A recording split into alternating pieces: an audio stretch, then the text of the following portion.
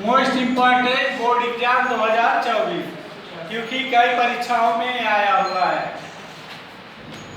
प्रमेय है, दिया है कि यदि किसी त्रिभुज की एक भुजा में के किसी त्रिभुज की एक भुजा के समांतर अन्य दो भुजाओं को भिन्न भिन्न बिंदुओं पर प्रतिच्छेद करने के लिए एक रेखा खींची जाए तो ये अन्य दो भुजाएं एक ही अनुपात में विभाजित हो जाती है।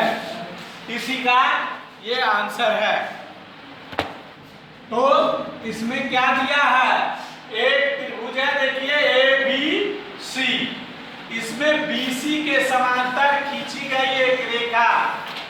बीसी के समांतर कौन सी रेखा खींची गई है, डी। कौन सी है, डी। बीसी के समांतर खींची गई रेखा डी है, जो दो भुजाओं ए बी और ए सी को क्रमशः डी और ई पर काटती है।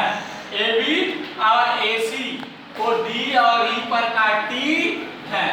हमें सिद्ध क्या करना है, ए डी बटे बी डी, ए डी बटे बी डी बराबर ए ई बटे सी ई, यानी ये दोनों का अनुपात बराबर है और ये दोनों का अनुपात बराबर है। तो इसके लिए रचना किया गया है, बी से ई को, देखिए बी से ई को मिलाया और सी से डी को मिलाए हैं, और फिर डीएम, डीएम जो है क्या है, अभिलंब एसी, एसी पर ये डीएम जो खींचा गया ये एसी पर अभिलंब है, और ईएन एबी पर अभिलंब है। ये एबी रेखा है ना, तो एबी पर ई और एन अभिलंब है। ये भी 90 डिग्री का कोण है और ये भी 90 डिग्री का ये खींचा गया है। अब इसकी उत्पत्ति त्रिभुज एडीई का क्षेत्रफल, तो त्रिभुज का क्षेत्रफल का सूत्र है 1/2 गुणे आधार गुणे ऊंचाई। तो यहाँ 1/2 आधार गुणे ऊंचाई, तो एडी 1/2 एडीई इस त्रिभुज के क्षेत्रफल के लिए 1/2 एडी, ठीक है ना, गुणे ईएन, ई से एन की दूरी ये ऊंचाई है, ये आधार है, एडी क्या है, आधार है, और ईएन जो है ऊंचाई है। इसी प्रकार एडी बराबर 1/2 गुणे 1/2 एडी गुणे ईएन। इसी प्रकार बीडी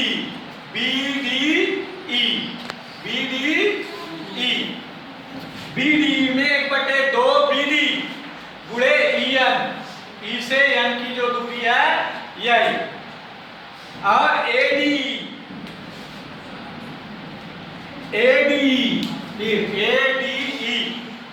में 1/2 एई इधर से, और क्या है एई गुणे ये डीएम, ये ऊंचाई है डीएम।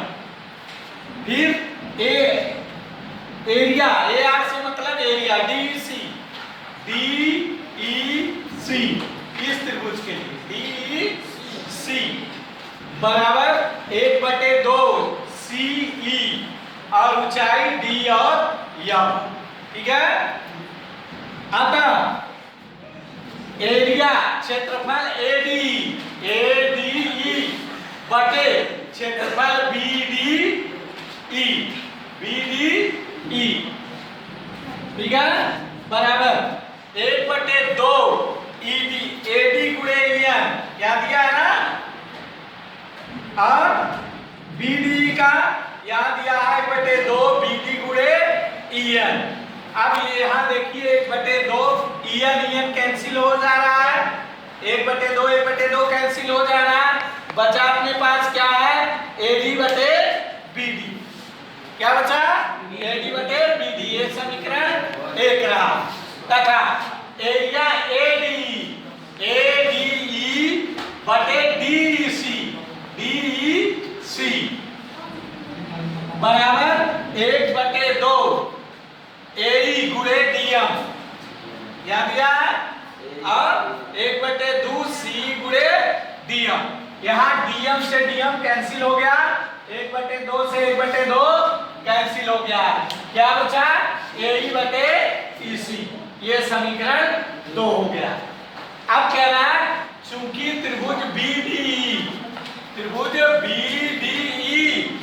और त्रिभुज DEC एक ही आधार, दोनों का आधार एक ही है, एक ही आधार DE, यही आधार D तथा समांतर रेखाओं BC, DE का समांतर रेखा BC है और DE के बीच बने हैं, BC और DE के बीच बने हैं, बने दो त्रिभुज हैं। देखिए एक DEB है, एक DEC है, ठीक है। अतः त्रिभुज BDE बराबर त्रिभुज DCE, अर्थात ये त्रिभुज के बराबर है। ये समीकरण तीसरा रहा।